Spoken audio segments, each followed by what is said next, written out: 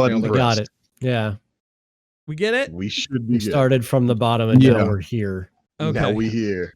Yeah. All right. Almost scuffed though. Almost got double Almost scuffed because I had the stream up. We were saying that, so I was hearing Dan count twice and almost hit it on the wrong time. But we got it. We're good. We're good. You know, Murphy's Law doesn't apply here. No, absolutely not. Welcome back, Nem. Oh my god. So, question. I have a question for all of you before we start. Okay. So it was brought up to me. Well, I had a situation in my chat earlier today where a friend of mine cooked a steak in the oven. Okay. And it was like he posted a picture of it in the Discord, and it looked like a piece of boot leather. How do you guys cook your steaks? So first of all, I banned that person. Mm-hmm. Absolutely. Nope. Yeah, we started Capital hashtag punishment. steak shame on Twitter and started posting pictures of it everywhere. So we're on exposed. That sounds awful. Yeah. Nem, you tell me how you cook your steak, baby. I'm gonna make it for you. I'm a good medium rare. Okay. Yeah. Medium rare. Okay. Yeah. Okay. So my answer to this depends entirely on how much time I have on my hands. What about the cut of meat though? Like different cuts get cooked different ways. Exactly. If I'm having things my way and I've got all the time in the world, it's a filet mignon. It's going on the grill for about eight and a half minutes, and then in the oven for about a minute and a half. Okay. And just to seal it in. I generally just to seal it in. You leave it in there at like 250 for about a minute or two. Let it sit after it's been on the grill. Seals that juice in. Nice and medium. Perfect cut. But if I got all the time in the world, I'm whipping out the grill. I'm grilling my steak. Yeah. My friend, I guess I should say friend of me now. He left it in the oven for 20 minutes. And it looked like you could do 20 minutes at 250. You could do 250, yeah. Yeah. What was the heat? I don't know. 500. All I know. Put the oven on cleaning, self clean. Put the steak in there. Oh no! But there was no it. sear on the outside. We were like, "What did you marinate it in?" And he's like, "What?" And we're like, "No, what? Marinate? Yeah. What do you marinate?" It was a problem. Oh, yep. And then leave. Nem's gone. Oh, Nem's back. Man, I'm glad I have this. Slapped him so bad. He had to leave the call. The NHL called and asked for one of the steaks as a puck. I saw the picture. No. I saw the picture, and my Discord just was not having it. Yeah. No. Correct. Yeah. I don't know. Not allowed. Rest in peace. Actually not allowed. Real nice sear on the both sides in the pan, like real hot. Like oh yeah. Real hot sear, and then in the oven for maybe 11 to 12 minutes, depending on how thick the cut is, and then we're all good. And I don't get crazy with marinades, dude. I'll let it sit at room temperature. I'll put salt, pepper, garlic powder. That's it. If I'm not making like garlic butter, I'll do that. If I'm not making garlic butter, then I'll just do it like that and let it sit in the fridge for about 15-20 minutes. Okay. Oh, dude, absolutely. Pan seared steak is fantastic. And while I like marinades, I always say a good steak can stand on its own flavor. Oh, yeah, with nothing. Seasoning. Yeah, you just get that salt, a little bit of pepper on there. Garlic butter, 100% with you on that aura. And that thing, good. And one of the things a lot of people mess up with when they're first starting to learn to cook steak, after you're done cooking it, don't immediately cut that thing. Let it sit. Yeah. Give it a couple minutes. Same thing with pork chops, 2 minutes. Just like 2 minutes sit. Yep. Then you cut that thing. Don't put it in an oven at 400 for 20 minutes. Because you don't want a steak, you want a belt. Yeah. I'm in this weird roller coaster of emotions where I want a steak, but then I think of that steak and I just get disgusted. So I don't know what I want right now. See, you ruined steak for me. I want a steak, but I don't want that steak. Right? Like, yeah. See, we don't have a grill, so I got to do everything on the stovetop and the oven. right. Oh, I feel that, man. My wife's a vegetarian, so like there's no real point in me getting a grill for me. Mm-hmm. Like some people would be really happy to grill for themselves, but I just don't want to deal with all that setup and tear down Yeah. for like, that's fair. it's just not worth it. Yeah. Jenny's a For me, it's- pescatarian, so we do fish and stuff, but A lot of fish. yeah. I didn't have a grill for the longest time and got tired of not having grilled meats. So I went down to like the local Family Dollar and got a little $20 grill that I set up from time to time to grill my steaks and my burgers and whatnot. And you know what? Mhm. It's a lot of work. It's a lot of setup to make a steak or a burger for one, but you're damn right I'm doing it. There's nothing like the taste of grilled steak. It's good. Yeah, I when love you get like when you go to a restaurant and you get a nice one off the grill, you can definitely get some of that flavor that I do miss. But man, I can cook really well on the stovetop, so I'm good. Absolutely, dude. A pan-seared steak. Don't sleep on it. You can absolutely make a fantastic steak right off the top of your stove. I've even had really good. Vide. Oh yeah. Mm. Well, welcome to the Planet Steak Steak. That's right. Welcome to Steak Talk, where we learn you a little bit on how to grill up your favorite meats and make them delicious. Absolutely. Yeah, delicious. boy. Yeah, boy. Nim, you know, whenever I stream, it's all about food. It's always meats. about food. Like I told this story on stream a month or two ago. I was out doing something. I think I was picking somebody up, and I saw in the parking lot of an old defunct mall in the town that I live in, there was this big refrigerated truck that said 20 ribeyes for $30. 20? Wait, 20 ribeyes. Were they stolen? Were they unmarked steaks? Did you buy unmarked? They better be not. They open them up and get like an ink. They were not one of those ink approved. things pop on you like a bank robbery, like the money. I ain't asking where the ribeyes came from.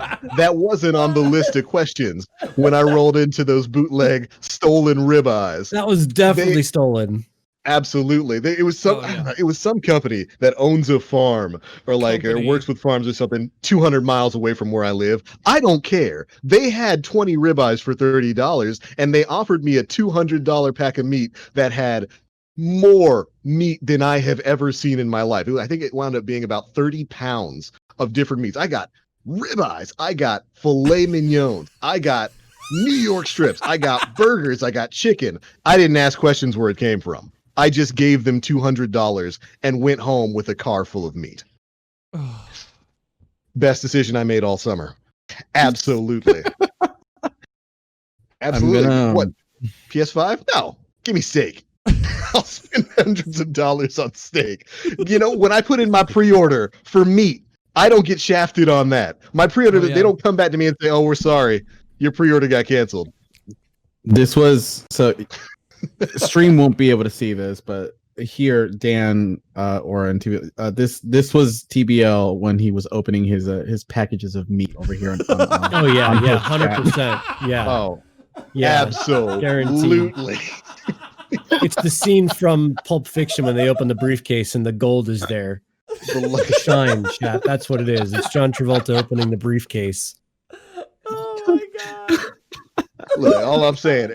Everybody's sitting here talking about PS5 secured. No. I be dating those old women so I can get some meat money. That is why I'm here. That is the reason for my existence. Oh my god. The steak is secured. Welcome, ladies and gentlemen, to episode 255 of the Planet Destiny podcast, where we spend our time talking about grilling fantastic meats. Welcome back, everybody. Oh, I needed that laugh. And we are here. Actually, with our full roundtable of hosts here, we got everybody here today. We got Aura. Hey, how you doing, buddy? This is episode 1 of Planet Steakstony, by the way. You guys have been pumped. I will abandon Destiny 100% to talk about food for the rest of whatever our careers are. I can commit to that today. I love food. Nim, how's it going, man? I'm doing okay as long as my internet doesn't decide to body me again. Just don't look at another picture of that. You getting xenophaged by your internet, dude? I hate that. I'm absolutely skillophaged. Gotta get that. You gotta get your internet light levels up so you don't get one shot by it, man. Get to grinding. Too late. You best get to grinding those Comcast bounties. Spectrum is garbage, dude. Anyways, I'm here. Hi. Hopefully you guys are doing well. I know it's been 3 weeks since. Yeah. It's just been busy at home. Moving next year, so we've been doing like renovations on the house and painting and all that good stuff. So it's been away for a bit. Right on. It's good to have you here, man. I miss talking with you. Likewise, bud. Right on. And Dan, our shows rock. What's up, buddy? I try to be the foundation. I try to be the anchor point. Except for when you're gone, then I completely lose any semblance of just like, oh yeah, I can be professional at this. TBL, no, I believe in you 100%. Oh, okay. Well, thank you for being our show's foundation, my friend. You're the glucose in this overbearing sandwich. Oh my God. You keep it all together. Oh man, I can't tell you how badly I needed that laugh. Y'all are great. Oh, I love you so much.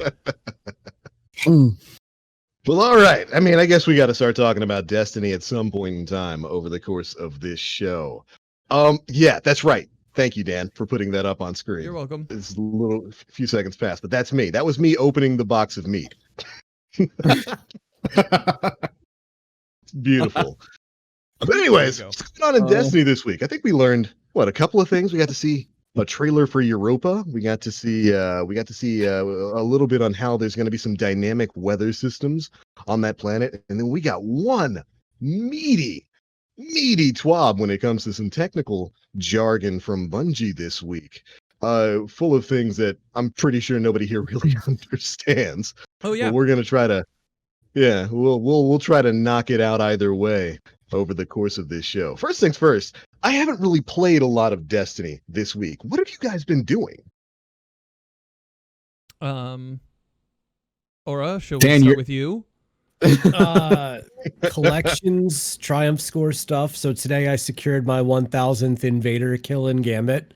Ooh. Wow. So that was a triumph that it's probably not going away. It's probably going to get recategorized with the new version of Gambit, but just trying to clear off as many things as I can. So this week was some triumph score stuff. I went flawless this weekend, and I ran Scourge of the Past, the Sparrow checkpoint with Lulu.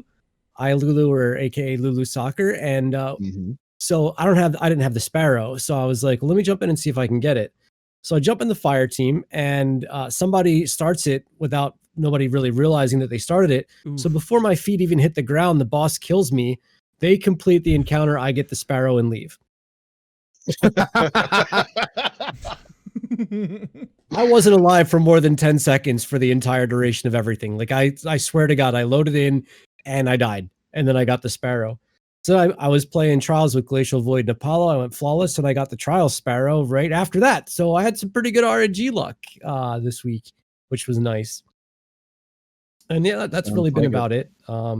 Just trying to clear off the emblems I don't have, the triumphs I haven't completed yet, some of the catalysts that are going. I remember some of the exotic catalysts are you won't be able to earn or complete even if you have them if you don't finish them on weapons like Acrius. So I'm trying to get that done. I got to get some buddies to do some Spyro Stars so I can get the sleeper catalyst and stuff like that. But it's just sticking my neck in arenas I don't usually play it for the sake of being a completionist. That's it. Yeah, there certainly seems to be a lot of that going around. I know, Nim, you were finishing up your Wayfarer title over the course of the week. I was trying because it was one of those. It was one of those things where I was scrolling through my seals and Wayfarer was at 21 out of 22. And the last thing that I need was the Frigid Jackal sniper rifle. Yeah. But from what people are telling me, that requires resonance stems. Oh no. It comes from the schematics. You have to get the resonance stems, then right. Yeah. So nah. And just like that, nah. Don't feel like it. Nope. And so resonance stems, I have completely forgotten. You get those from doing what on Mars? Just anything. Patrols, public events. Yeah, public events. And then you have to get 4 or 6 of them to create a blue key to then travel across the fucking map to open up a cache that will randomly give you garbage. So, nah. Right, so it's like RNG on top nodes. of RNG there. Because the sleeper nodes give you random stuff, don't they? Yes. So this is one of those case scenarios where I'm glad I'm not someone who really gets affected by FOMO. So, say levy. Yeah, it's funny to me you're that close to Wayfair and you're bailing because everybody needed the Osprey from the strike to get it. And so you're relatively within, like, all things considered, you're within a pretty easy like range to acquire it. So I find it hilarious that you're just like, nah, you know what, dude, fuck that. I just ain't nobody got time for that. Care. But we do. We have 7 weeks for that or something. 44 days. No, there's 44 days. There's plenty of time. Yeah. There's plenty of time. I'm just not gonna do something that's not fun. You're not a real Destiny player then, Nem. Not fun is what we live for here. Okay? It's the lifeblood of our community. I ain't gonna play the game for artificial time, my friend. That's all right, Nim. I think you put in your hours getting Reckoner a while back. Yeah. Get off my back. You're probably okay. And the reason I ask these questions is because this week originally is when Beyond Light was supposed to release. It was supposed to come out on Tuesday. So we've now entered into that 7 weeks of extended time where they're trying to stretch out the season. What is it? So I wanted to know, what is it everybody's going to be doing for the next couple of weeks in Destiny, if you're going to be playing Destiny at all. Because myself, I basically logged on at reset, did what I usually do. I went through my interference quest and all that kind of stuff. I did that really awesome heartfelt quest they did for that dev who passed away. That was really cool. Really glad they did that. Yeah. I thought that was really neat. But then after that, I didn't play Destiny. Yeah. Because I didn't have a reason to play Destiny. I'm not somebody who's terribly interested in getting all of those titles before they go away. I have most, if not all, of the catalyst done and secured. So I have a hard time telling myself, okay, jump on Destiny. To do what? To do what? Yeah. Yeah. I only had one real goal before Beyond Light shipped. And I met it. So I'm like, okay, that was cool. It's just a matter of stats. I was just looking for like the right stat distribution for whenever Beyond Light comes out for Stasis. Right. So I actually managed to get the armor drops that I needed from the double loot ordeal. Yeah. And now I'm done, man. I'm just kind of like just gonna wait until Festival of the Lost comes around so I can give Bungie more money for that Warlock robe set. And possibly that's it, because I don't think I'm going to be partaking in the Infinite Forest again. Yeah, and they haven't talked much about that, but I'm pretty sure Hunted Forest is coming back. 100%. I found myself, so I have a few goals before the end of the season, and I have a feeling that I'm going to have to cut one of them. I think I'm probably going to cut Reckoner goodbye. I think I'm going to let that one go in order to go for my other two. I am currently at 28 out of 100 anarchies that I would like to help people get this season. So I'm going to be taking the time to do that, I think, over the next few weeks. And I have a couple of things that I need to get, only a few more things that I need to get for Blacksmith. I think out of curiosity, what were you at for Reckoner? For Reckoner, let me look here. Like, what were you up to? I have 6 out of 13. Like, it was still a steady. I'm assuming like all of the emblems, right? It's like I needed to do all of Triumphant and Collector because I haven't done any of that. I need all of Triumphant Invader because Nim, look at me. Invades with a bow.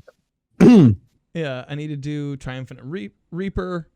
Like I think I'm at like that's a lot. that, and then so you have to do all of it. Yeah, I have to do all of it. Yeah, you have to do like the entire thing. I'm bailing now. I'm pulling. Yeah, yeah. I'm like that's smart. It's gonna be too much on little Dan's time and attention span. So I'm gonna go for blacksmith and the 72 more anarchy helps. So yeah, that's my big deal. So honestly, go ahead. I was just gonna say props on getting blacksmith. I know a lot of people say it's not hard, but it's just boring. I actually enjoy. So when I edit the podcast, that's my forge time. So it's like, it's too much. It is. I think I only have 16 more frames left to do for the ship.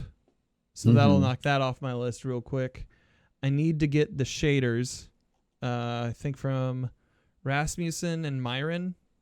And then other than that, it is I need to do the Hold the Line challenge, which I think is next week for Scourge, and then Niobe Labs. So oh yeah, I forgot about that. Yeah. Nem left us again. You mentioned Niobe Labs. That's why he left us. Yeah. I still have to do a Niobe Labs run too, but we have time. Yeah. We got 44 days. We got time. So I'm trying to go off memory here, but everything you have to do to get blacksmith is, of course, you got to forge all the weapons. You got to forge 100 weapons, and I think get the Black Armory ship. That's you get the ship from doing 100 frames. Oh, okay. Yeah. And then you got to get the emblems, the shaders.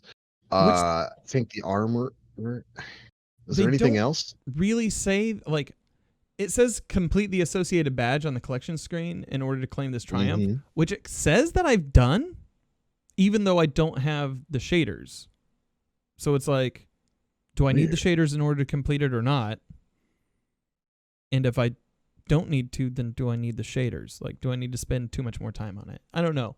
Once I get like the other things down, I'll worry about that. But I think it's not bad. So TBL. I'm sorry, Dan. That response on Twitter. That's right. Gotta let them know in the back.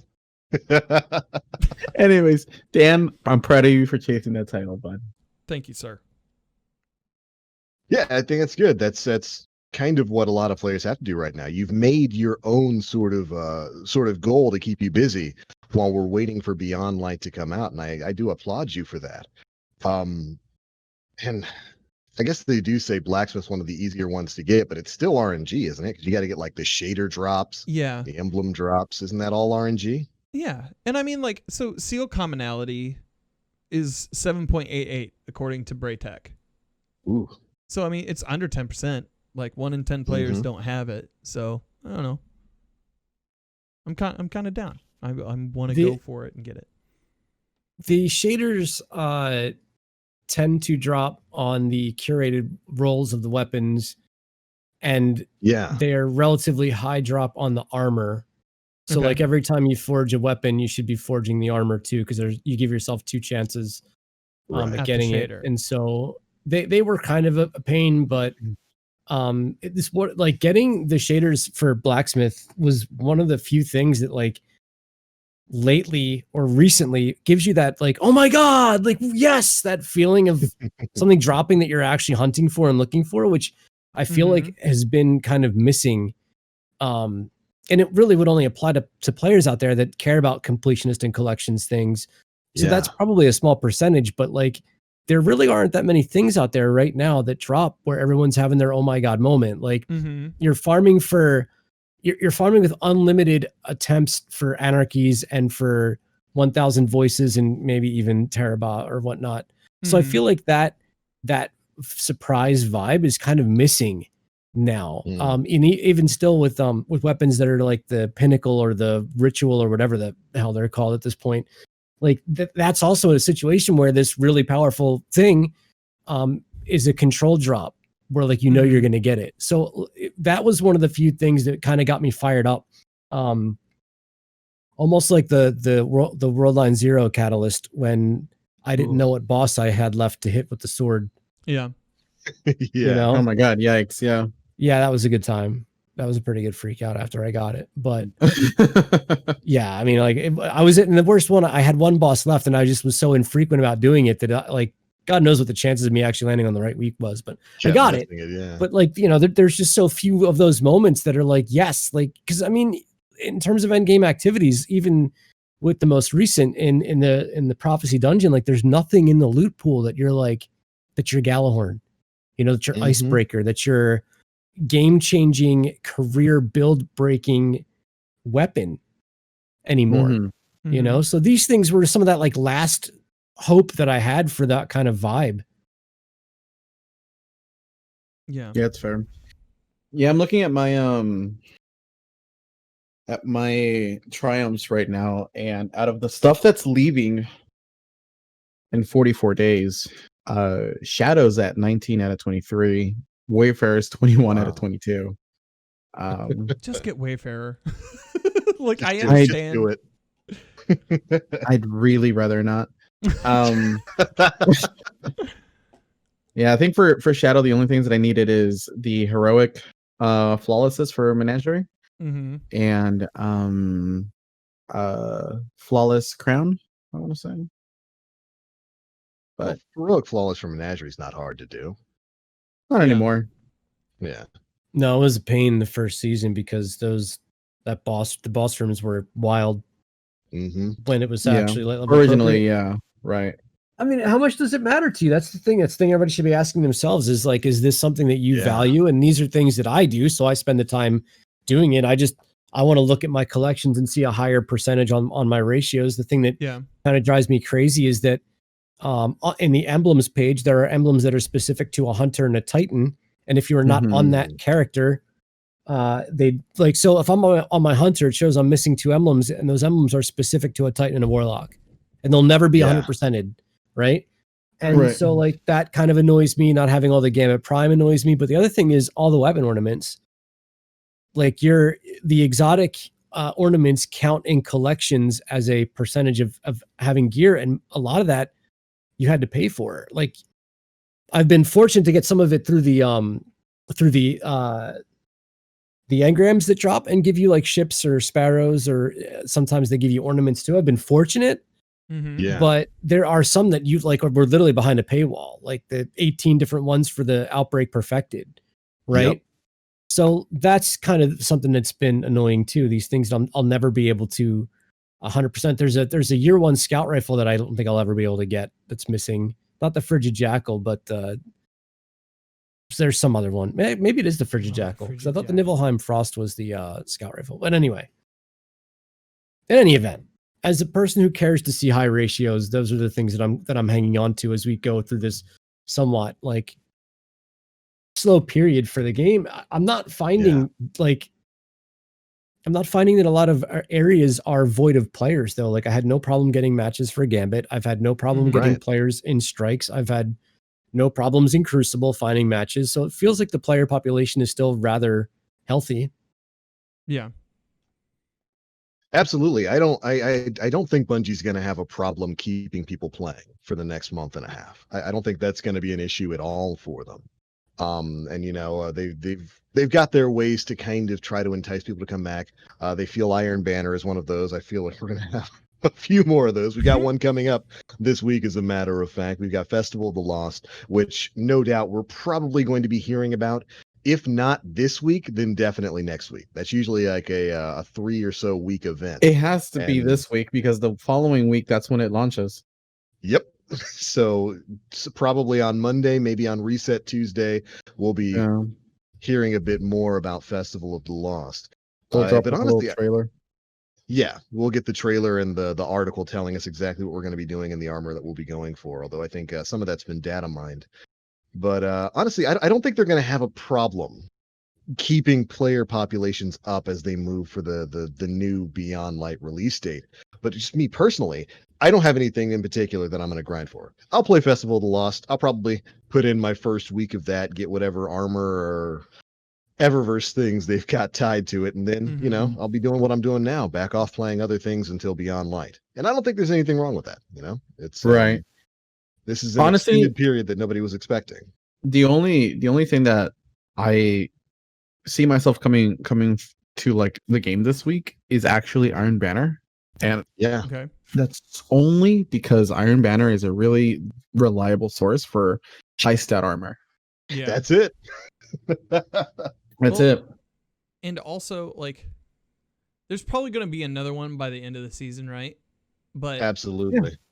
You're probably looking at this as being one of the last couple of opportunities to get like some bounties that are high reward or high XP if you're like going for that grind, for that day one grind. Yeah. For experience in Beyond Light. We don't know if they're going to be resetting bounties or not. I hope they do. But currently I think I have over 1 million XP just stored for the winter. That's insane. Yeah. I hope they don't announce it and just wipe it. I hope so too. Oh my goodness. It'll be so funny that day. That's the evil aura in me. I'm, the day I show up that I actually prepared. they're like, nope. We went ahead and got rid of all that. I have. They've done it before. 1,077,540 XP stored already. Jesus. That's a lot of EXP, man. Yeah. You're prepared. Yeah, that's it. That's all I need. Yeah. And some of it is Iron Banner bounties. A lot of it are weekly bounties and things of that nature. But yeah, that's where I'm sitting. I'll say this about Festival of the Lost. Sight Unseen haven't read the data mines, haven't paid any attention to it. It's like one of the few things that might be part of normalcy in a year that has been very abnormal for many people. Like Festival of the Lost is probably one of those things that kind of brings you back to like a Halloween. And obviously Halloween this year is going to be different I guess depending on your opinion, whether you're educated or not, but it's going to be different than it has been in the past. And I'm not I don't really love the Infinite Farce all that much, but having some form of normalcy is pretty important to me right now, and might be reason enough for me to go back and play it just from a nostalgia standpoint, to kind of bring me back to a time where it wasn't like it is right now out in the real world kind of thing. So I'm actually looking forward to it as a guy who's like never been all that into the seasonal content. I'm actually really looking forward to it this year. I think I need it, honestly. Yeah. So I'm curious about that. Iron Banner is going to be what it is. We should get one in October too. Because it's one a month, and Bungie's done a good thing of mixing bonus rewards in as we go through the time between now and launch. Like the double rewards from the Nightfall was huge, especially the Nightfall that they gave us to do it with, being Lake of Shadows, relatively easy to go through. I say that loosely. Like I farm Grandmasters, and there's always a monkey wrench that gets thrown in because of unstoppable rounds not being unstoppable. But like for the most part, it was doable. And I think a lot of people took advantage of that. And we've got this week is double glory. Yes. Or double infamy for Gambit, which has been a nice help for a player who's trying to get all the Ancient Apocalypse armor, because I never got the triumph for winning with a full set of that gear on. And then I think there's going to be something tied to strikes at some point too. A lot of my friends have been farming for Vanguard tokens where they're just doing pop and boons for one another and running through strikes as much as they can. So the hardcore player base, the player base that wants to be the highest light level they possibly can going into or as like immediately as the new content drops, there's a lot of prep going on for them, and they've got 45 more days to really stack. I mean, I've got I don't know how many thousands. I deleted 20,000 Crucible tokens for charity last year. I still have 11 or 12,000 left. Oh wow! So like, there's a lot of stuff going on there for prep work for a lot of players, but we underestimate the amount of players who literally just want to log in and shoot stuff. Yeah. I would say that's probably the vast majority. You know, they don't sit back and think, okay, well, I need a reason to log in today. They log in and they go play Patrol, or they log in and they play a couple of games of Crucible or something like that. So I'd say you're 100% on the money when it comes to that. Not everybody is sitting back and pushing for any particular goal when playing. I got two buds who just endlessly run strikes because they come up with the most broken builds they possibly can to just burn the entire strike down. Like all they do, they literally just run strikes all day. I'm like, how do you do that? They're like, oh, I just tried out this build where I have infinite melee and my melee does 8 times the damage, and I have the splinter cell that comes up here and an assassin drops down and cuts the strike boss's throat at the end. Like, it's pretty cool. You should check out this build. I'm like what? You know, so there's a bunch of people who play like that, you know, and I'm just not one of them. Yeah. Absolutely. Everybody plays the game their own kind of way. Even the weirdos who log in to play strikes. But so before we move on to some of the news from this week, like I'm trying to think about the stuff for this season. Of course, this season was supposed to come to an end this week. Did that Hidden Triumph ever become active? Not yet. No, are you talking about the one from the interference? Nobody's a forerunner. Yeah, a Toyota forerunner. Nobody's an SUV yet. Yeah, I don't think that Triumph is going to come active until like possibly the last couple week weeks of the season. Last couple of weeks. Well, the thing that was like wild was that the seal, if you wanted to purchase it, expired September 24th. Yeah, and nobody has it. Nobody's got it. Nobody ever had it, so nobody had. So they extended it. They said it would go live again like the next day. It was part of DMG's tweet that wasn't exactly crystal clear, but like I thought that was hilarious because how many people, how many other people out there didn't understand it the same way I didn't understand it. Yeah, it was like I want to get my seal, but I can't get it because it's not out yet. But it expired. The code expired. So like, but the Secret Triumph is most likely the last interference mission lore piece. That yeah. So it part expired, of the growing but I think pains of I think it went back live that same day, right? Like, at midnight. Like it was down for like from 11:59 until 12 a.m. Yeah, or something like that. But I just like the way that it was explained because they left it out. You had the link you had to click to see what some of the stuff was, but if you didn't click the link, you didn't have a real good understanding as to what they were talking about. But right. So yeah, nobody will have it until the last. I believe it's going to be the last interference mission. I think a lot of people thought it was going to be the exotic, the Sauron never fired a shot of. Yeah. What was it called? Traveler's Chosen. That's the one. Yeah. Yeah, no, we're still missing a special mission that was. I'm not gonna get into details, but it was data mined quite a while ago, and we haven't seen it come up in the interference mission yet. So there's some particular audio with that, and that just leads me to believe it's going to be tied to like the week before Beyond Light comes out, just to kind of build that anticipation for that makes sense. Yeah, that makes sense. Again, given the fact that the DLC was supposed to be dropping this week, I think that fits into the original timeline. Yeah. But speaking of that DLC, we got to learn a few of the things that we'll be experiencing when it drops on November 10th. In particular, earlier this week, on what would have been the release date for Beyond Light, we got a trailer showing off Europa. It was just a quick trailer, kind of showed off a lot of the different world spaces we'll be engaging in when that DLC comes out. We got to see some new weapons, some new armor. Everybody here watch that trailer? Yes. Yes. What are your thoughts? Sexy. Sexy. I like it. When is one of their trailers? Sexy trailer. Sexy. They do some good work. Yeah. whoever their media person is who puts these cuts together, they deserve a raise. I don't know what they're paid right. They could be paid $1 million a year. They deserve a raise because every time these trailers are always just fantastically put together. I thought it was pretty cool. We got to see some maps of Europa. We got to see what may be the Deep Stone Crypt. A lot of stuff having to do with exo creation and whatnot, which is interesting. I think that probably got the gear spinning for a lot of the grimoire and lore heads out there. And I don't know. I'm looking forward to it. I think the trailer was pretty cool. Yeah, I mean, we find out that Varix is back. That was a pretty big one. All right, if I have to dismantle mines, I'm going right back to unsexy. Immediately downgrade the review. Yeah. Okay. Immediately bump down the review score. If Skolas makes an appearance and the Prison of Elders is involved, unsexy. Unsexy. There we go.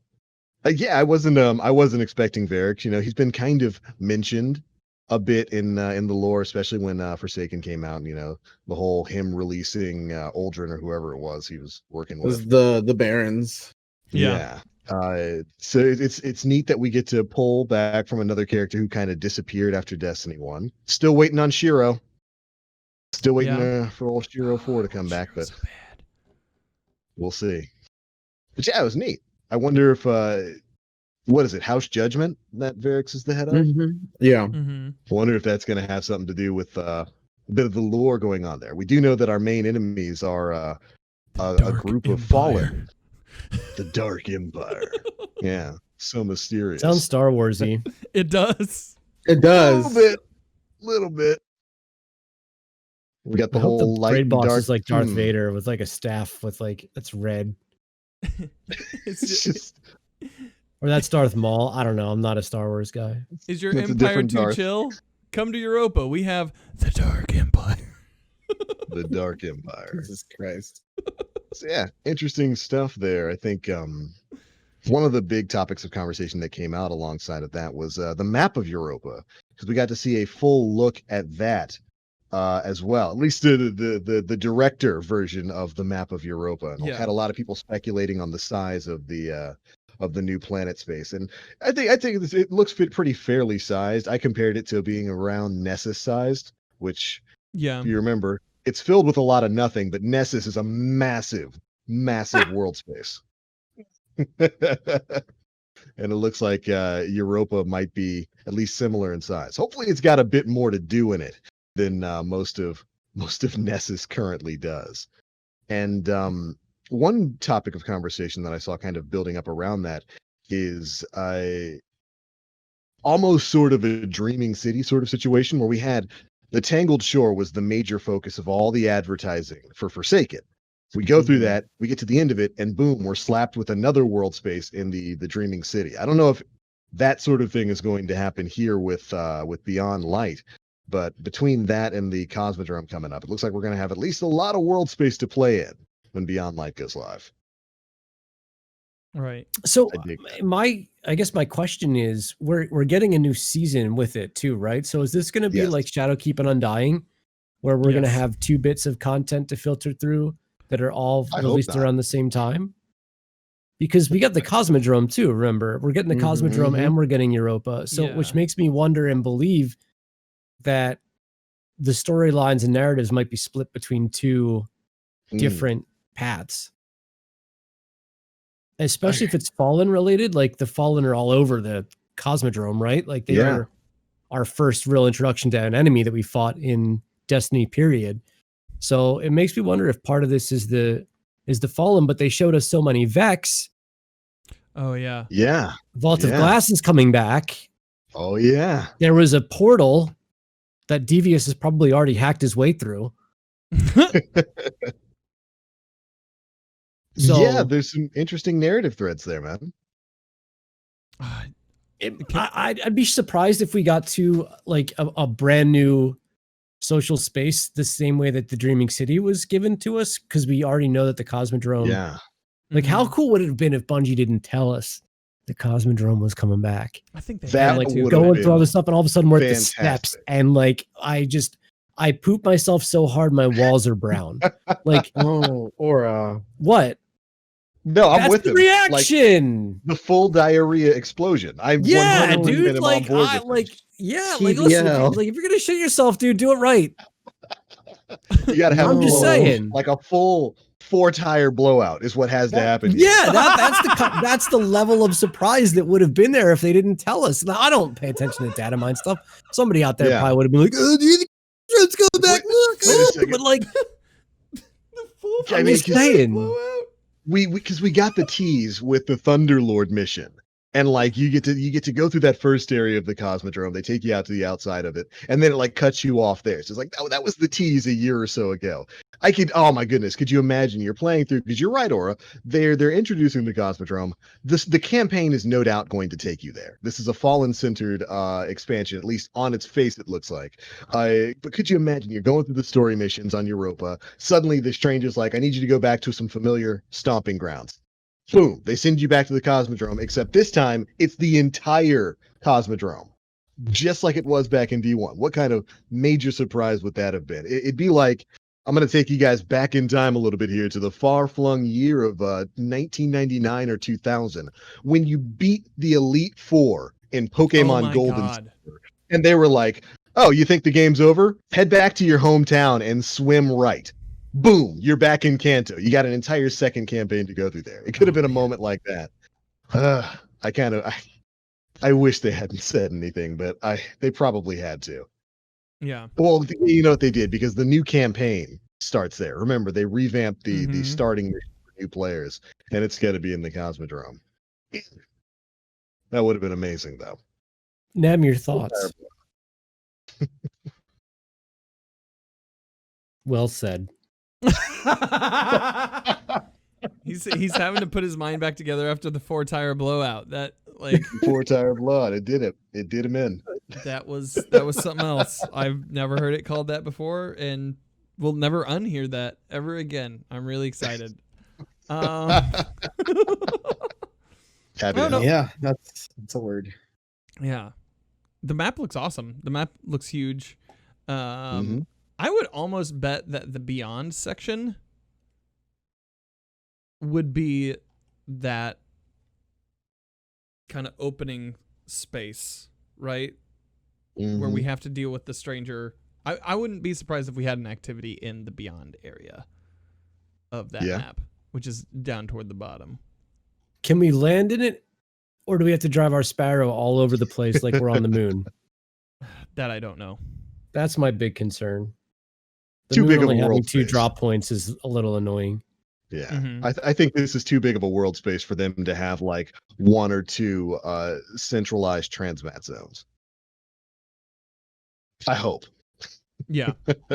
I'm hoping that again, each of these like squares or each of these pluses on the map are just like, here, this is where you load in. Yeah. I'd imagine that has to be the way that it's going to be going. But yeah, I think it's an interesting the notion of a new world space is always something interesting, because Bungie generally likes to hide a lot of secrets in these sorts of things. And I can only imagine, with the lore implications that something like the Deepstone Crypt entails. The creation of Exos is very heavily shrouded in secret, even in the grimoire. We don't know what the Stone Crypt and all of that is about. We still don't exactly know why they had to do resets on Exos. They talk about it in the lore, but then some of that is kind of thrown out with the introduction of Black Armory. I don't know. I'm excited to explore a new world space, and we got to see at least some of the design prospects of Europa in another article that they put out this week, which talked about some of the dynamic weather systems that they built for Europa. And while nothing really new was introduced in it, I do think it's neat that we get a behind the scenes look at like some of the storm systems and how they built it. They gave us like an audio clip to show what some of the latent sounds of Europa are going to be. I think that kind of stuff is neat. And they gave us a couple of screenshots that show what Europa is going to be like when the weather is clear, when there's a light storm, and then when there is a heavy snowstorm. And I'll say the heavy snowstorm screenshot looked significantly more cloudy than the open stormless day. So it looks like you might be with as big as some of the world spaces are here, it might be a little disorienting to run around in a snowstorm. I don't know if anybody here has ever done that in real life. Wouldn't recommend it. I drove through one. Would not. Yeah, in Pennsylvania, we do get some of those sometimes. Not great. It's not a great experience. I'll say this. I don't know how many of you guys have experienced with this, but there's a game that I love called Xenoblade Chronicles 2. Yes. And it has some dynamic weather associated with some of the areas you can travel to. And depending on what's going on with the weather, depends on what kind of enemies are roaming that social space. So for instance, there's one, I forget the name of it, but there's one location in particular where if it's a bad snowstorm, the most powerful, crazy, like level 100 when you're level 10 enemies roam those areas when the storm is at its peak. So like it'd be interesting if Bungie had implemented something like that where when the storm is its most violent, like it's yellow bar enemies everywhere with high aggro who actually like attack you versus like your red bar dregs that land 1 out of every 500 shots they shoot at you. Like that'd be something that would be really neat and kind of like a curveball that would be thrown if there was something more to that, just the storm itself. And the other concern, we talked about this before the show started, was like how are consoles going to keep up with what might be rendering issues and graphic problems as it pertains to actual storms occurring in the environment. I mean, we all remember the experience of the Death Zamboni in Wrath of the Machine and what that did to consoles back in Destiny 1. I would hope that that's not going to be the case when we have some of these heavy storms and you're playing on like the Xbox One or the PS4. Hopefully the PS5 and the Xbox Series X don't have those issues, but who knows at this point. I'm playing on PC. I ain't got to worry about it. Oh man, that's a great idea, Aura. Sorry, Nim. I just want to get this thought out. Final Fantasy 12 did that same thing, where like there was dynamic weather, and I see Angela's talking about it in the chat there. You reminded me. Yeah, Final Fantasy 12 had dynamic weather in areas, and during that dynamic weather, when there was a heavy storm, certain enemies would spawn. That's a good idea. I like that. All you, Nim. No, I was just gonna say, so there was this a portion in the in that blog that talked about one of the ideas that they were kind of playing around with the dynamic weather system, and they were considering having the weather affect like the players, like either like altering their grenade paths or knocking them off the sparrows and stuff like that. And I don't know, this is probably just like the masochist in me talking, but I feel like something like that, maybe not to like whatever degree they were playtesting, that made it painfully unfun, would have been pretty cool, because like like the weather alone seems pretty intense based on those screenshots that we've seen. But a lot of people were that I was talking about this on Twitter, that it took away that feeling of a guardian feeling like powerful, and that's the thing.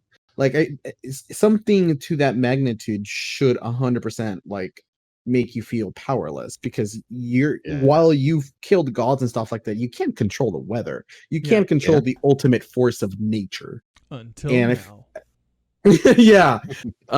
And I don't know, I feel like something like that, maybe to not that degree of it being painfully unfun, would have been really, really cool to see implemented with Europa and those big ass snowstorms that they're making.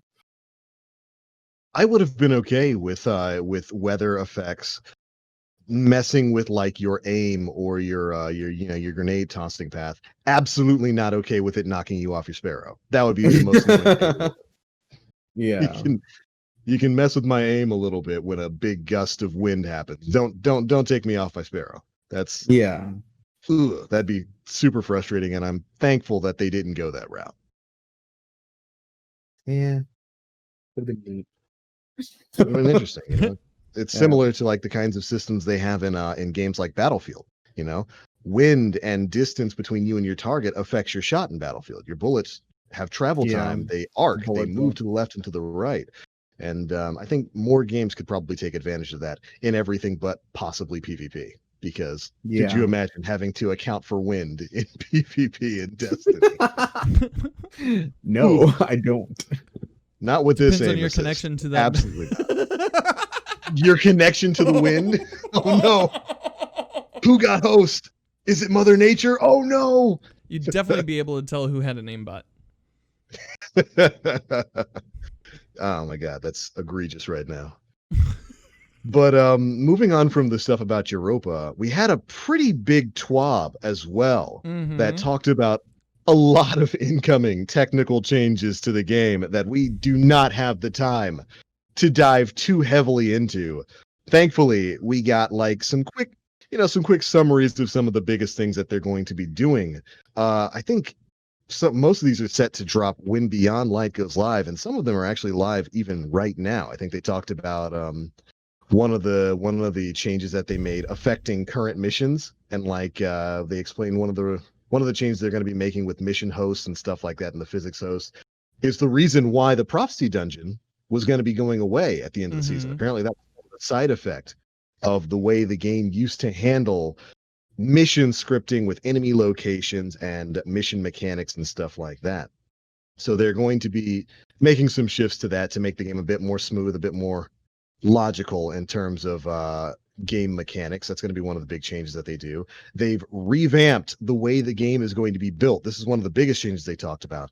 They revamped their content building and patching pipeline for optimized speed and install size. Basically what that means, the total size of D2 is going to be shrinking by about 30 to 40% based on the platform that you're playing on.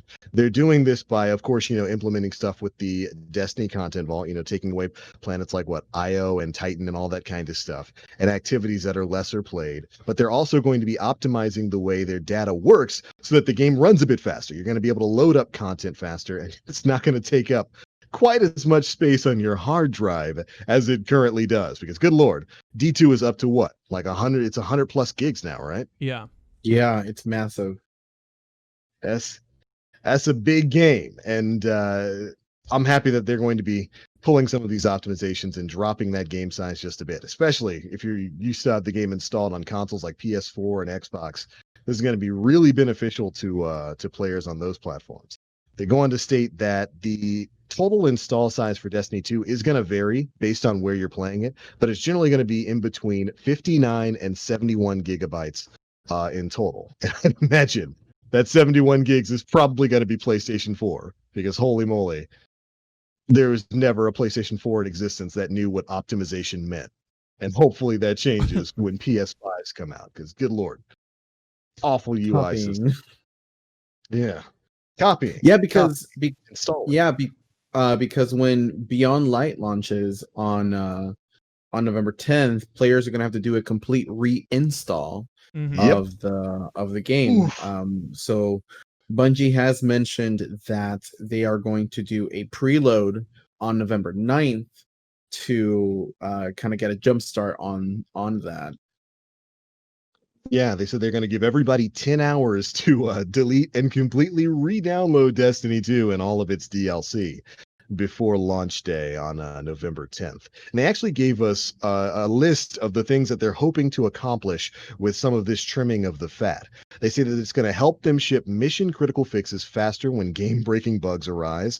Then it's going to help them reduce their overall ship pipeline depth, enabling them to work on Destiny releases closer to their ship dates. What all that basically means is, because the game is going to be a bit smaller, they have less data to work with, and they're able to access that data faster, patches should be a bit quicker in their release time and a bit more reliable. Kind of the way that things work right now is generally they release a seasonal update or a DLC or something like that. Whatever is broken is just broken for the next month and a half, unless it affects the Eververse store, in which case it's fixed within days. Hopefully that's going to be a little bit faster moving forward. And I'm all for that, anything that allows them to get patches out for the game on a quicker timeline, allows them to do their bug testing a bit faster. I think it's a good thing. Yeah, and I'm all for an optimized game.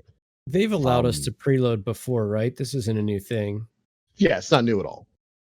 No, it's not a new thing, but in the past you're preloading the content that's coming, like that's releasing. In this case, though, you have to re-download the whole game. The entire game.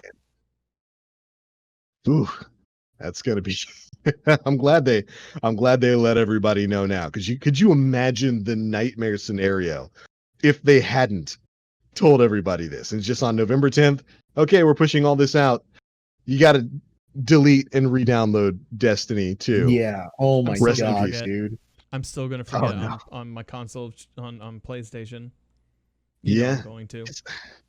I can't imagine there's any way to automate that process, because you can push updates for platforms, but I don't know if there's any update that you can push that deletes content on a console. I wonder if that's going to just straight up be a manual thing. Like, you have to go in and actually manually delete Destiny and then re-download these new optimized game files.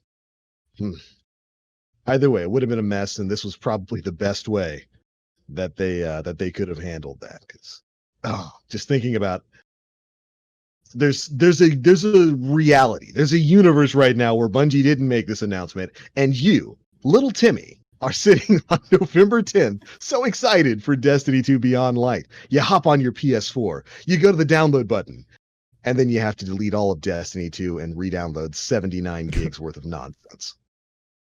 Rest in peace, little Timmy. Rip. One of the happy to hear that.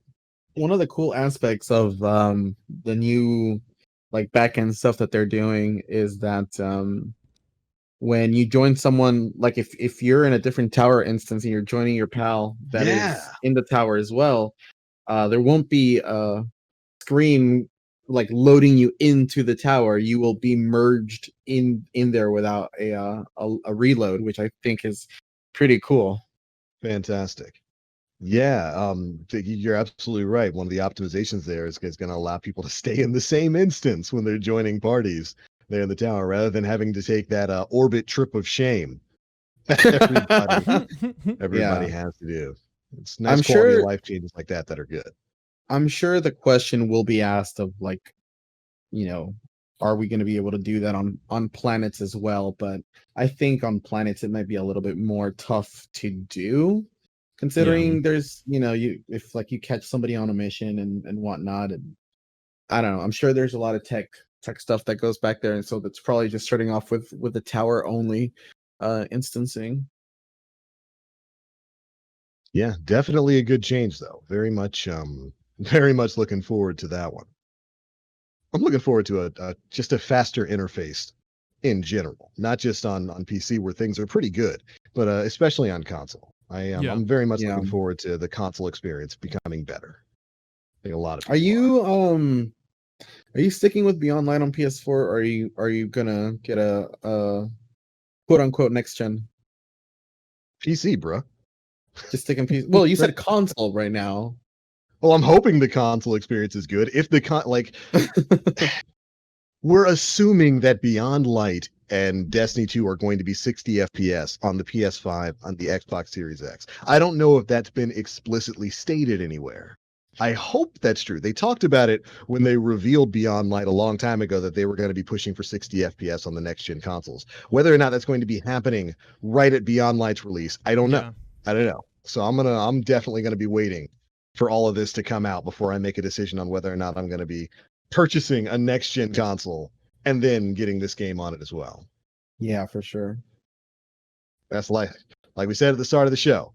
I got packages of meat to buy that will serve me better than a PS5 pre-order or an Xbox Series X right now. So we'll have to see.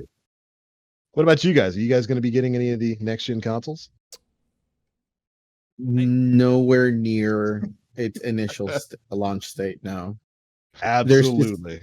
There's just nothing for me there that screams get this on launch day immediately. The only things that piqued my interest was Demon Souls. And that looks really good. And believe it or not, I'm not a Final Fantasy guy, but that Final Fantasy trailer looked pretty incredible. It looked great, right? 16 Yoshi P. That looked pretty intense. It had some really good storytelling. Like cutscenes that they showed off, and I've always been lost as to what the story was in Final Fantasy games. So if this is cohesive enough, like it looks like it's going to be really good. But that's coming to PC as well, so get it on PC. Yeah. Oh, I will. But nothing else really kind of like stood out that's like, okay, I need to buy this like at launch immediately. Besides, like at some point in its lifetime, there's going to be an inevitable pro version of these consoles. Yep. So it's like I can wait. The only thing that I can really look forward to on the new consoles is hoping that the download times on PS4 would be better. Like, oh my goodness, because they are atrocious. If you have to download an update, or if you say accidentally delete the full game off your console, all of Destiny 2 off your console while playing video games with a friend while you're on stream, re-downloading it shouldn't be that big of a pain, but it is awful. Yeah. I posted this yesterday, the day before yesterday, when it was like it was something like, my mom, when I was a kid, we would go every summer to Kings Island, which is in Ohio, and there was always some new roller coaster that was being promoted. And my mom always was like, "You're not riding it the first year because A, the lines are really long, and B, they got to work out the kinks on that. At least don't write it the first time it's out. Wait until they got it all worked out." And that works for a lot of things. I think it works for tech primarily, because we're seeing with the 3080s, they're having some issues with the Founders Editions that people have gotten, with them quitting out to, I guess they're quitting out to the desktop, quitting games out to desktop. So that's an issue. Oh yeah, I just started looking into that as well. That is wild. Yeah. Yep. So, but those are what the third party cards, right? I'm not sure if it's third party cards or not. It just kind of came up in my chat, and I was like, that kind of makes sense. Like, you should probably, all these people and bots going for the very first thing. I wonder how that's going to play out. Never do that with graphics cards. And so the way it works is this: NVIDIA will produce the base model of their graphics card and put that out. Third parties will take that graphics card and then put on their own aftermarket cooler system. That's what you got to watch out for. Don't ever buy the first batch of these things because they haven't been aftermarket tested. They haven't. And that's what a lot of that everything needs. And that's what a lot of these techies on YouTube have been talking about. I think it was Jay's 2 cents. Took down all of these cards and pretty much dismantled all of them and attributed a lot of the faults that was going on and like why they were happening. And I'm not a techie, so I don't know exactly what the problem was, but there was something on the actual boards of the cards that the third-party manufacturers were kind of skimping out on, that NVIDIA's founder cards weren't, and that's why those weren't having these hard crashes. And that's why like the third-party manufacturers were like kind of like skimping out on that particular part of the card. Again, capacitors, thank you, John. Not what you want to explode on your graphics card, by the way. Right. Yeah, Angelus and Black Fox in chat. Thank you. That's what it was. And it's crazy, dude, because like there's people that spend some hardcore money on them. I like initially my reaction as someone who has like an RTX 2080 Ti, I was just kind of sitting here, just kind of like blinking. Yeah, when like the initial cards were announced, but now that like these issues have come forward, I'm like, all right, you know what? I think I'm okay, guys. I think I'm good. I don't need to touch anything. Yeah. Yeah. I don't know. I don't know how we got there, but man, we were talking about the consoles. Oh yeah. I don't know. Yeah, I don't think for me, I don't think that there's anything that I desperately need a console for. Before the 6 months that they're out. Like my PS4 is currently still working. Let's knock on wood on that one. And if it dies, then I'm just going to go straight to my PC and not really worry about it for a minute. Yeah, so, that's right. Yeah, no, for sure. What about you, Aura? Have you what do you think about picking up any of the new consoles now? I haven't had enough time to see a lot of the previews or the trailers for the games that would be coming as part of the flagship launch. But I see myself probably getting both, but not until well after they're released, and I can just go to a store or just get an order in. And it really, I guess, depends on what the state of Destiny 2 PC is and what titles really do draw me in. I mean, I've been a one game guy for 6 years now with a handful, like a sprinkle. Horizon Zero Dawn was one of those games that kind of sprinkled in. I've played some Switch games that is completely irrelevant to these two new consoles hitting the market. If my graphics card goes and a console is cheaper than replacing the entire graphics card, because God knows what that'll change, we'll see.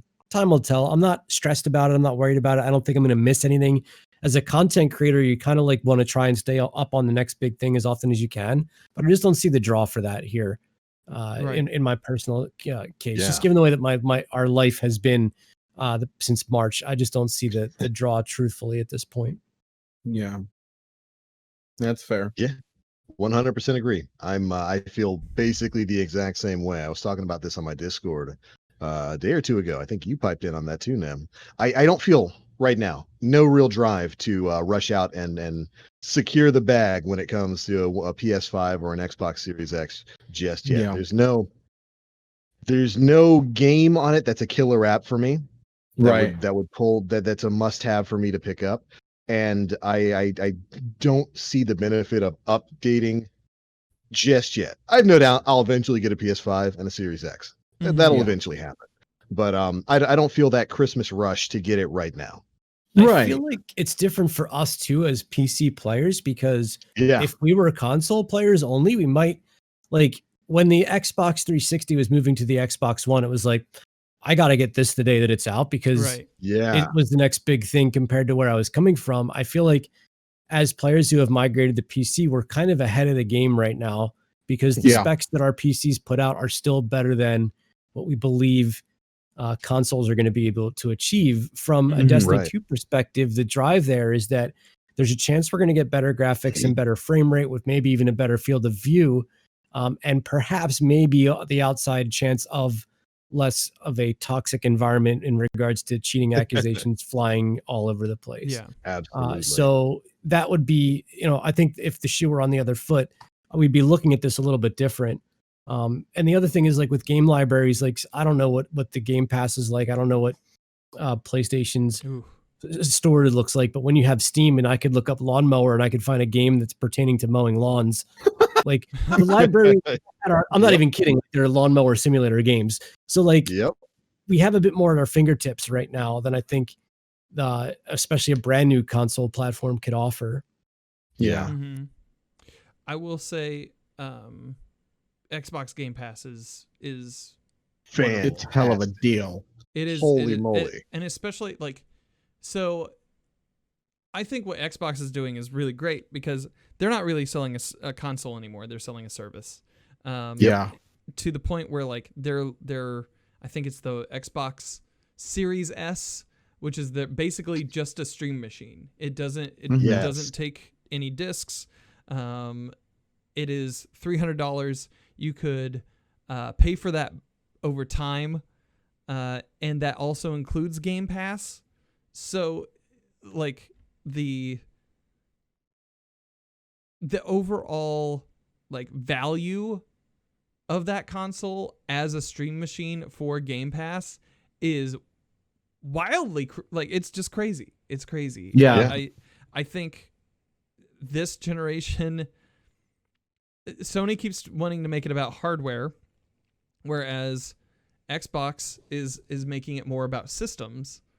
And I think Xbox is kind of winning out in that argument in a lot of ways. So, and their big move with Bethesda. And like they just acquired a library that they could in theory make exclusive to their platform. Yeah.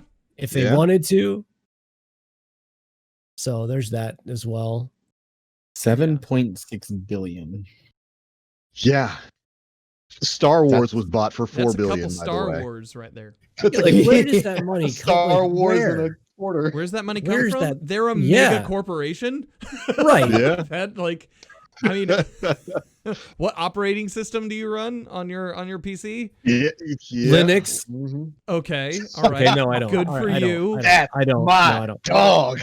No, yeah. I don't. I mean, we're locked in the capitalism loop, dude. Microsoft's got a lot of money to shell out for different things. I think it's just like, we've seen the gaming industry kind of, at least I have at my age, we've seen it transition heavily. And this just shows you that Microsoft believes in the trajectory of this and where it's headed. Yeah. So much so that they're going to put what I believe to be a significant amount of money into where they want to take it. Oh, yeah. Who knows what the bank account looks like, but I'm outside looking in. That seems like an awful lot of money. So I ain't got $7 billion. Yeah. And like, I swear, it's going to seem like a Microsoft shill show, but they're killing it. Like, the moves that they've made, even within this past month, have been unbelievable. The notion of the Xbox Series X is such a consumer-friendly entry option for a next-gen console. I never would have pegged the next-gen console being at what is it, 300?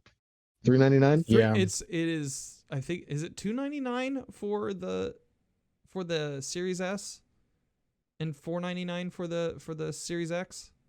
Which is ludicrous considering the release price of it's $299 for the S, $399 for the Series X. You mix that in with Game Pass. I hate premium subscription services. I hate them. This is an unbelievably good deal. The Xbox Game Pass. I can't make a legitimate argument against it with a number of games you have to it.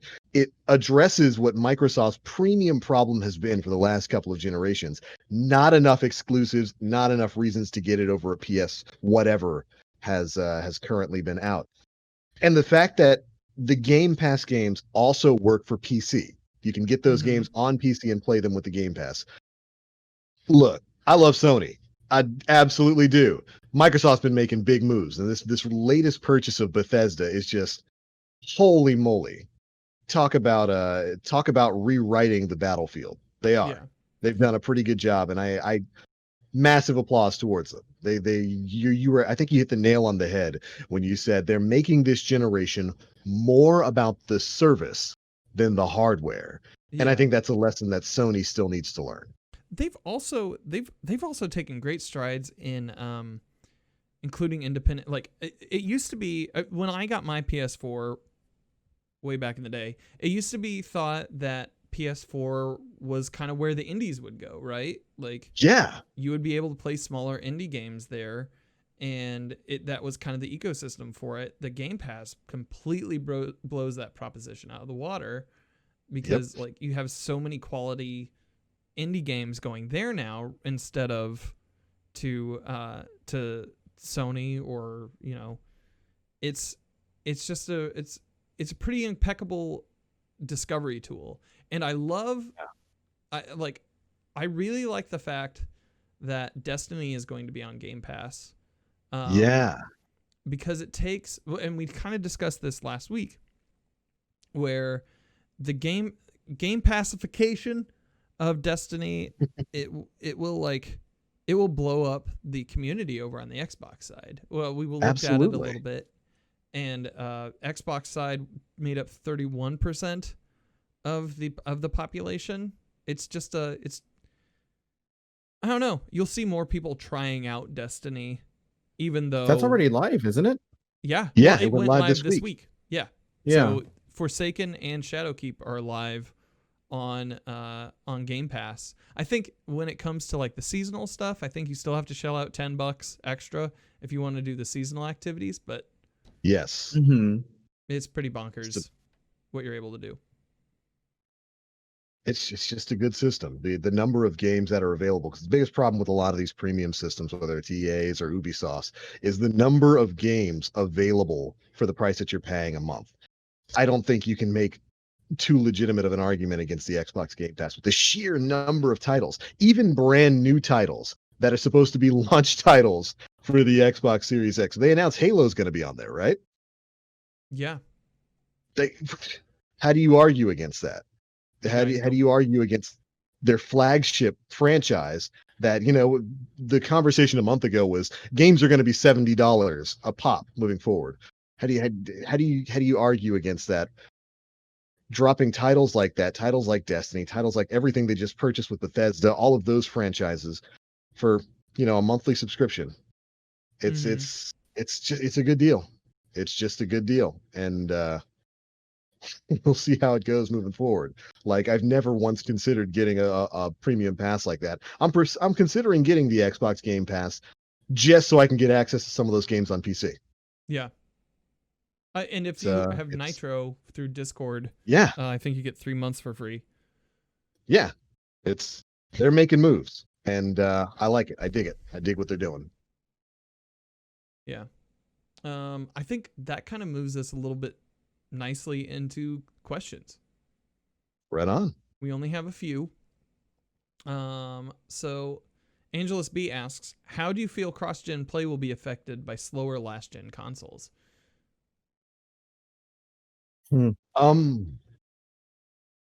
Honestly, not much.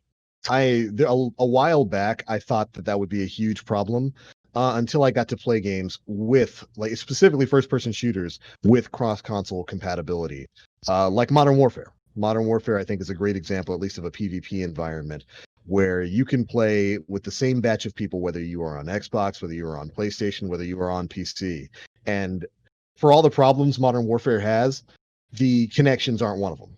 It is a flawless experience, and the way they do their matchmaking is input based. So, like, if you're using a controller on PC, it'll put you with other people who are using controller on PC and console players. If you're using mouse and keyboard, whether you're on PC or on console, it'll put you with people who are playing with mouse and keyboard. So I think, at least from a PvP environment, I think the system's been proven it can work. Things get a little bit more dicey when you're talking about, like, mechanics and PvE with raid mechanics and stuff like that, with the sort of peer-to-peer system Destiny has right now. I think they've talked about the concept of cross-platform compatibility. They brought that up when they revealed Beyond Light, and they revealed that eventually they are looking to have interplay between all of the platforms when it comes to Destiny 2. And I think that'd be great for PvE. Maybe they can keep it separate for PvP.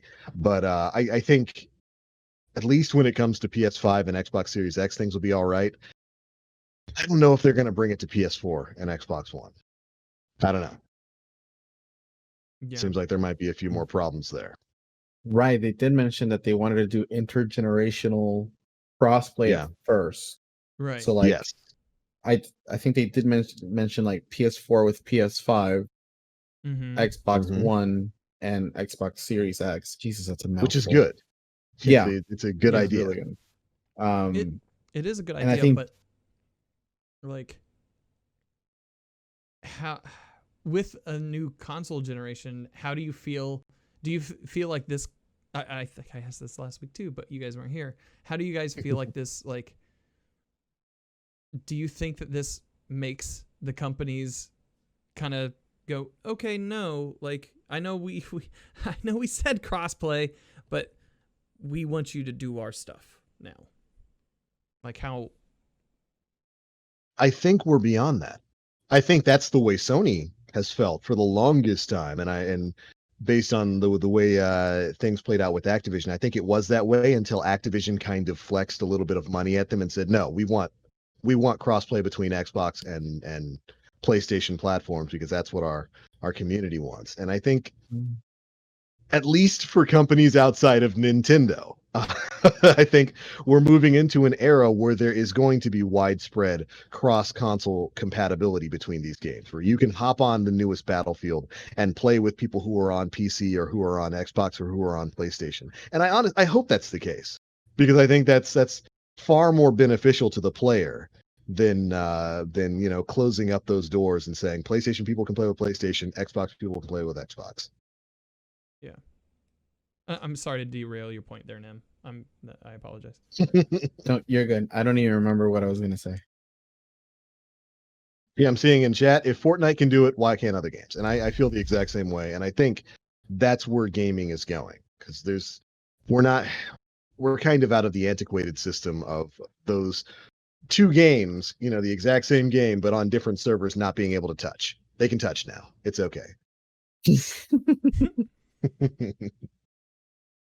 Sony was the ones that were like really no. We're gonna keep our community with ourselves. Meanwhile, Xbox and Nintendo were openly making like marketing statements with one another, and that's frustrating to see, because like at the time I think I was still prioritizing playing on PlayStation.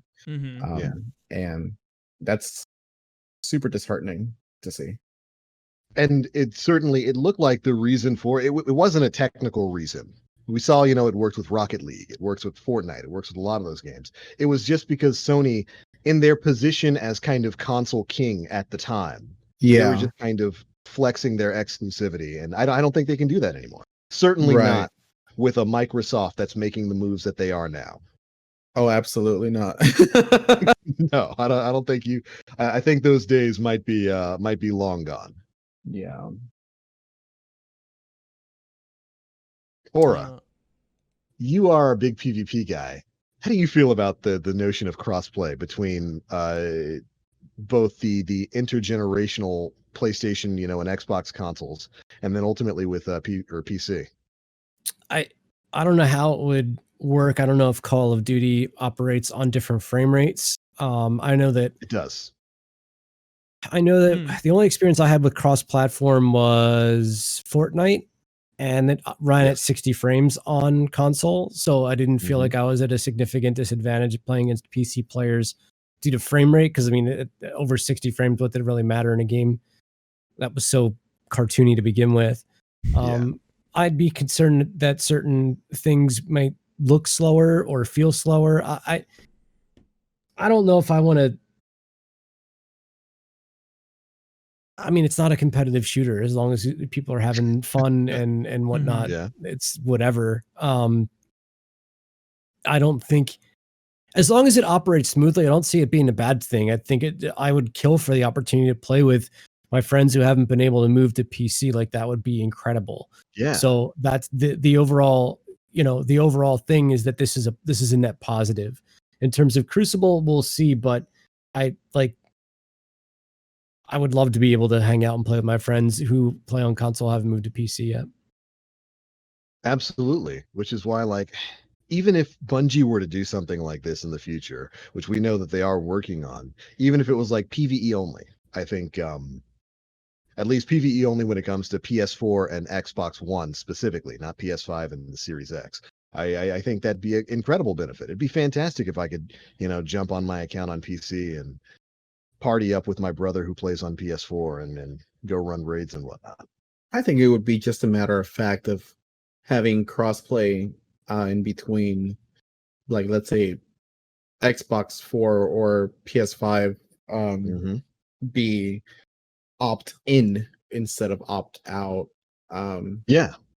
Because clearly there's a clear advantage to people who use like mouse and keyboard. They're a lot more precise. They can turn in a 180 to like turn in a matter in like the blink of an eye. But I think I've seen people that have crossed over from PS4 to PC recently, and they are not having a good time in PvP because like they feel a lot slower than people who can turn on a whim. But I think it could definitely work in the PvP environment. I think one of like the biggest issues is just that Bungie needs to figure something out about the cheating.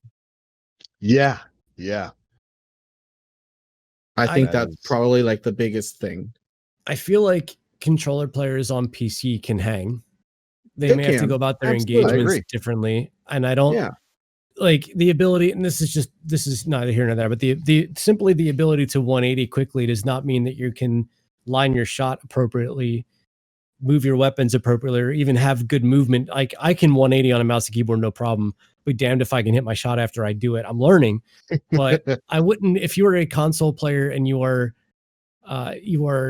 afraid to play against mouse and keyboard players, I promise you that there are players who are all over the skill spectrum. You know, there are players who can move very well and don't have a really good shot. There are players who can't really move very well and have a really good shot. So like, and everything in between. I wouldn't worry too much. I mean, I came from console to PC, and other than getting used to the frame rate and the field of view, I was able to hang tough with just about everybody so far. I mean, obviously the very, very, very, very best players in the game are going to shit on me, but I'll accept getting shit on by 2% of the player base, whereas I can shit on 98% of the player base kind of thing. And I feel like people will find where they can fit within there. And again, like you're going to take your lumps. This is no different than any other game. Just try to find ways to have fun. If you're frustrated, and take a step back. But I don't want to discourage anybody from being afraid to play against PC players because their skills are not nearly as big as their egos. Yeah. Oh, yeah. Yeah, I would absolutely say it's not nearly as insurmountable as a lot of people seem to think it is. Not even close. I mean, if you're out there watching Red and Potato play every day, like that's not how everybody out here plays. Trust. You can grab a controller and hang on PC just fine. Just fine. Yeah. Next question is Dapper Dave, what is your favorite seasonal legendary weapon from this past year? We had Symmetry. We had Wither Horde. What are the others? Ruinous Effigy. Ruinous Effigy. That's my answer. That gun is amazing. It is incredible. It's so good. And running it and Mountaintop, because you just get ammo galore. I've been soloing everything. Like I've been doing the interference missions rapidly because I can just create an orb and disintegrate everything in my path. So I'm gonna go with Ruinous Effigy. Witherhoard's really good, but Ruinous Effigy is a game-changing exotic. I think with this season, like kind of Bungie really kind of upped their game exotic wise. All the exotics until Traveler's Chosen. That's a really, I mean, it is good. Functionality wise, it's a really good gun. Like I think that was just more of a throwback to how they did the Kvostov in D1 and doing the same thing here. But absolutely. Functionality wise, that's a really unique sidearm. But no, like Wither Horde and Ruinous Effigy are very, very cool exotics that fit in the word exotic. And yeah, I'm with you there. Or Ruinous Effigy would be my option as well. That is such a unique and fun weapon to use. It's so hard to make a choice and an argument against Ruinous Effigy. It's such a creative new weapon. I love the thing. It's one of my favorite things to use in PvE right now because it ticks so many boxes for me. It's definitely the definition of an exotic. It's a weapon, a trace rifle that you shoot at enemies, turn them into a relic that you can then use for multiple purposes. It's fantastic. Such a fantastic weapon. And it cancels out boss stomps. It stops the boss stomp. You just put up a shield like lol, no. And hurts them while you've got your shield. It hurts them. That's like a really good it's a really good team exotic because like you can just hold that. I mean, well, like the rest of your fire team goes ham on a boss with swords and they don't get stomped a million miles away. It's very creative. It's such a creative weapon. And I think you're right, Nim, when you say that a lot of the exotics that they've put out for the last couple of seasons have been very creative. The Wither Horde has been pretty good. Traveler's Chosen is basically a pocket better last word that also gives you your energy back. So I You know like what's that funny? too. Traveler's Chosen invalidates a couple of exotic armor pieces. Which ones? Yeah. It invalidates like things like Frosties. It invalidates things like Resurrect. Nezarax, Eye of Another World, because it literally does their job, but better and faster. Have you tried it paired with the Aeons? Oh no. Oh my. Does it do Aeons going to actually be useful? I'm just curious if it makes it like instant kind of thing versus faster charge. This is like, I was going to ask you this question, and we've seen what Wither Horde, which is also a very unique and pretty potent weapon, especially in the PvE world. And we've seen Ruinous Effigy, and we got Traveler's Chosen that came down the pipeline a little bit later. But do you think they were developed in two different pools? And when we move into Beyond Light, we're going to see more of that trajectory where it went Wither Horde, Ruinous Effigy, and then something else that is like truly wildly powerful exotic. I just don't feel like they were developed at the same time, implemented at the same time, because there was a pattern there. You know what I mean? Yeah, I see what you I mean. get the feeling Traveler's Chosen was developed a while ago. I get the feeling that's probably been in the pipeline for quite some time, because I think Nim's right. It's supposed to be their Kvostov. Remember, like how that weapon came back and got its own exotic quest and whatnot. And Traveler's Chosen being the first weapon you have in D2, I think is supposed to be a big reference to that. But yeah, they Ruinous Effigy and Wither Horde seem like different types of weapons when you compare them to a lot of the other stuff. And I don't know if we're going to be getting more weird, creative, insane exotics like that when Beyond Light comes out. I hope so. I really hope so, because I like the trend that we've seen here. Dude, what if you get a gun that can create a portal and suck something in and move it somewhere else? Oh no! Oh boy! Oh boy! We took the Vex and we pushed them somewhere else, including a Guardian. Oh no! You know what I want? I want a Cabal shield. Yeah. Like, if I could have if I could have a Cabal shield that has massive pushback against enemy players, that would be wonderful. Oh yeah, it could be like a stand-in for a sword. It could be a heavy weapon like a sword. You hold block, it does the phalanx shield, and like your melee attack just smacks people away. Yeah. I'd like that. That'd be cool. With Stasis coming out, I would love a gun that has like two firing modes.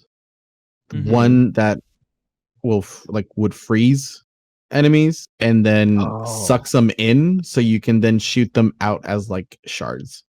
Oh my god. That's a Borderlands gun. That is a Borderlands gun. But I like this better. I like this better than Borderlands. Yeah. At least Borderlands 3. Yeah, not bad at all. I dig it. I guess before we move on with that, my official answer for my favorite seasonal weapon, Bastion. And it'll never I knew you were going to say that. It'll never not be Bastion. I knew you were going to say that. Yeah. I'm looking at the list here. Like, Bastion's good. Symmetry. I need to play with Symmetry again, but I just keep like Scabs are just not my favorite thing. But like, yeah, it would have to be. Oh man, Leviathan's Breath is pretty good. Oh yeah, I forgot about that one. Ariana's Vow. Ariana's Vow is like almost it's almost a prerequisite for super end game activity such as like Grandmaster Nightfalls. Yeah. Xenophage was a awesome weapon. Huh? Skillophage. So skill, bro. I mean, it definitely changed how DPS was like ranged in the game. Right. And on top of that, Divinity, Divinity might be probably it's between Divinity and Ruinous Effigy for me for like traces. Yeah, they're traces are good. Wonderful traces. Divinity is kind of nutty just because it creates like huge hitboxes. It's like it's insane. It's and I was fun using it in PvP. Oh my god, I did that. Oh, so we did random rollout loadout matches, control matches, and I had that. And what was I had a steel feather on. I had a steel feather and that, and it was insane. It's like, somebody roll with me because I'm gonna be making circles around these guys. It was beautiful. It's really fun. It's really fun. Yeah. You know it's good when someone else on the opposite team starts using it too. Yep. Oh my god. But oh man. Last question of the evening comes from Gray Fox 2K30. Question King. With 44 days winding down, what questions do you have left for Beyond Light that Bungie hasn't addressed? Transmog. And they're not going to talk about it. According to DMG's tweet this week, they're not going to address Transmog until into Beyond Light. Which means it's nowhere near ready. Yeah, it's not near completion. No, and to me, it means that it's going to pull from collections, and they're just trying to create the framework to do so. Yeah. It needs to. There's no if, way, say, or buts about it. They need to make the collections worth something there, not just a checkbox of stuff that you've gathered in the past. I mean, I hope that's my hope. I'm not going to say that there's no way. I feel like that would be the correct way to go about it. I feel like they know that that's the correct way to go about it, and they have to find a way to actually put the tech in place to allow it to go that because what you're talking about is removing functionality of an armor piece and completely changing it to a separate system, and you've got, off the top of my head, 1,400 to 1,500 pieces of armor. It's a lot, man. I don't think it's as easy as like copy paste. You know what I mean? Right. Yeah. And I'm not exactly surprised that that's not going to be ready by the time Beyond Light comes out. Even when they've talked about it in previous news bits, they've always been kind of like, so we're trying to figure this out. We've got no set release date. Look for it sometime with the next expansion. So yeah, I'm not surprised at all that it's not going to be ready on release. There's a lot of armor in the game right now, and it drops from a lot of different sources, and I have no idea the kind of work that's got to go into making it so that all of that stuff becomes just cosmetic while not breaking a lot of loot sources in the game. It's got to be a lot to worry about. Yeah, but I mean, I feel like it's just something that comes with the territory if they're trying to embrace the aspect of this game being an MMORPG light. Absolutely. What about, I mean, everybody's anxious about the sandbox changes. The only one I particularly care about is if anybody's ever going to address flinch. Yeah. Yeah. Oh boy. Like, I don't care if you don't change anything about damage that any weapons do at all. If you just make it so that when I flinch a sniper, they're actually flinched. Like, I don't, I just don't, that's where I'm at. Bungie's covered an awful lot. They have an awful lot more to go. And I don't really want to pressure them because rather than fielding questions, I kind of want their heads down, focused on the work that's going to be necessary to make this be a flawless execution. Right. Also, I'll say this: the one thing that they mentioned in the TWAB we didn't even talk about were the bugs that could be coming down the pipeline with some of these changes. And I'm just like, I just want to see the funny clips of like a fallen like walking upside down. Oh boy! Like things are like a dreg like with a grenade stuck to its head kind of stuff. Like I really just want to see the really goofy things, the goofy bugs that could be occurring because of some of these fundamental and systemic changes that they're making to the game. Like I'm really hoping some clowny stuff happens. Like our emote wheel gets put on captains, and a captain plays the trombone or something. You know what I mean? Like some really stuff. Something down there breaks. Yeah. Let's see. What has Bungie not really addressed that I really care about? I think the obvious answer would be what they're going to do with cheating.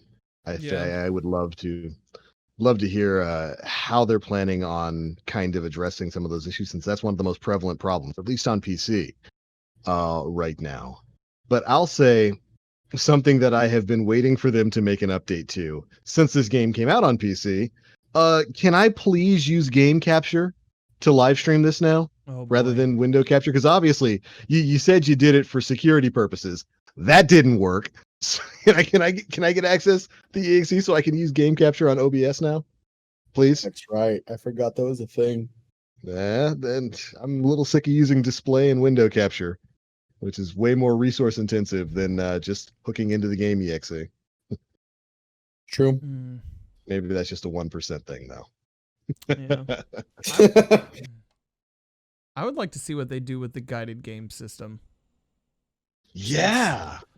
That is, I mean, for most of the raids, it doesn't exist for Garden of Salvation and for Last Wish.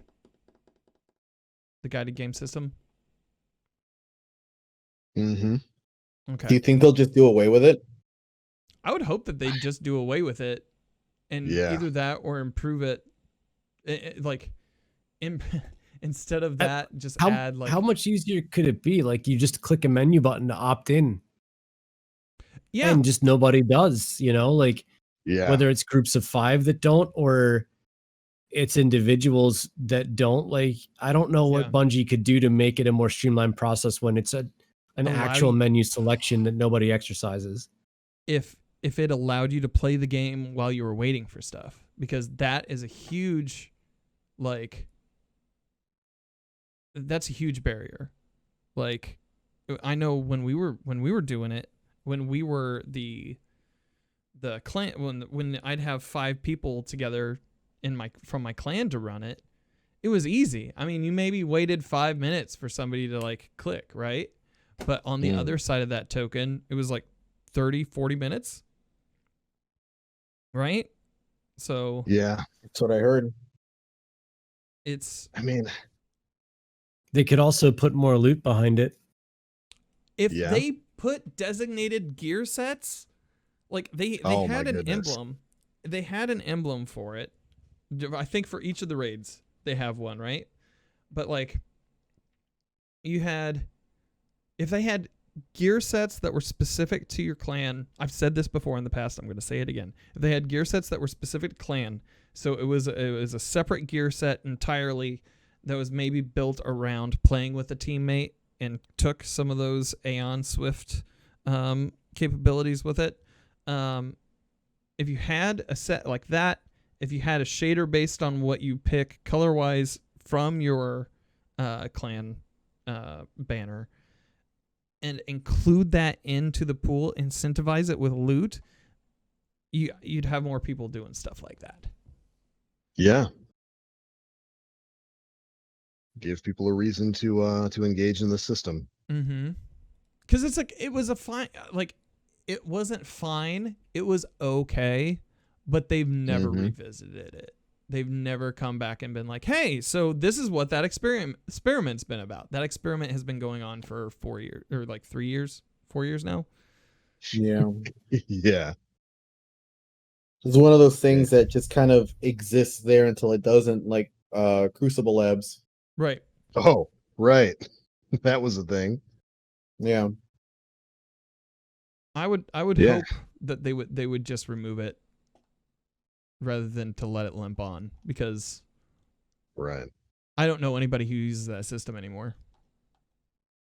But they're talking about freeing up resources for other stuff. I'm not sure how much resources that would actually free up, but it's got to be taking up some space. It's got to be. There's something tied to it, right?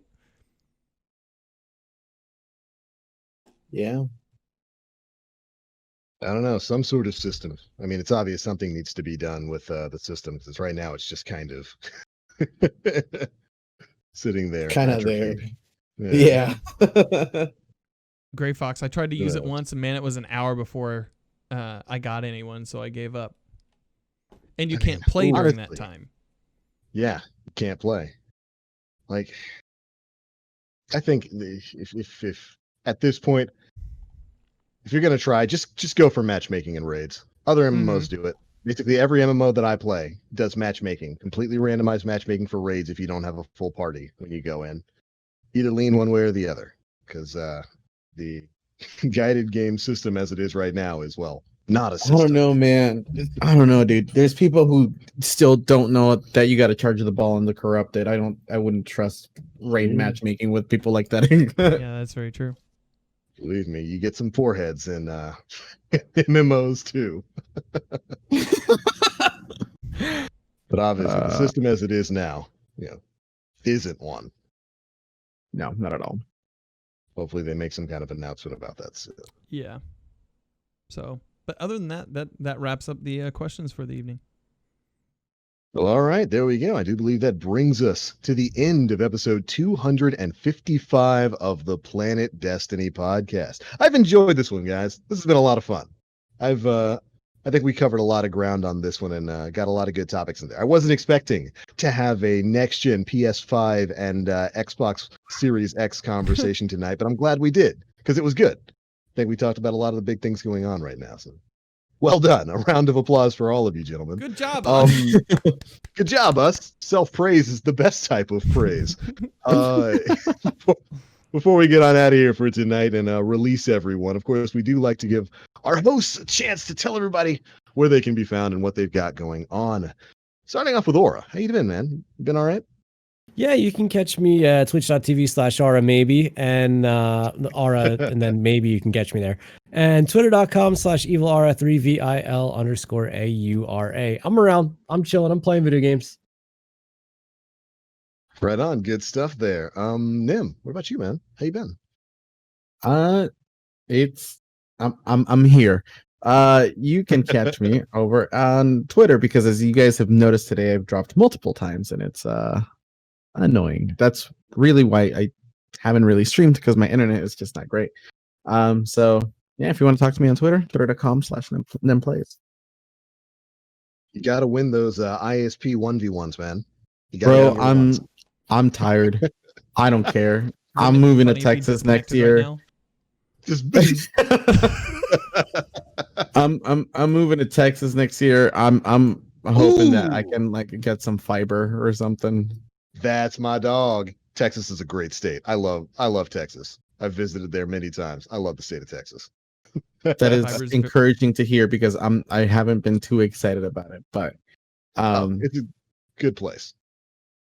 Yeah, so hopefully fiber internet. Fingers crossed. Do you like barbecue? I love barbecue. Oof. Oh, I think you'll be all right. Yeah, you're gonna be okay in Texas. Is there like an area that you guys are thinking about going to, or like Austin? Outside of Austin. Okay. Yeah, there's a city there, or a town rather, that we're looking at, and it looks really nice. It's very green, and it's someone who has grown up in a concrete jungle for most of his life. It's pretty different. Yeah. So I'm actually really looking forward to that.